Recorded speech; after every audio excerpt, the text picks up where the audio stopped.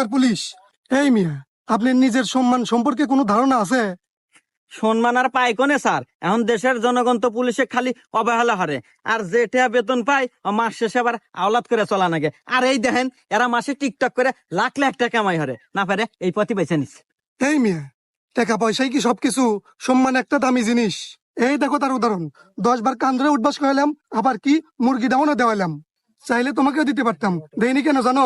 কারণ তোমার গায়ে একটা আইনি সম্মানী পোশাক আছে, এই সম্মানের জন্য তুমি বেঁচে গেলা। সরি স্যার, আসলে আমি এতদিন এই বিষয়টা বুঝতে পারি নাই স্যার।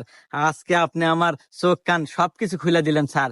আমি আজকে বুঝতে পারলাম যে সম্মানী ব্যক্তিদের সম্মানী ব্যক্তিরাই সম্মান দেয়। এবারের মতো আমাকে মাফ করে দেন স্যার। আমি আর জীবনে এসব ভুল পথে পাও দেবো না স্যার।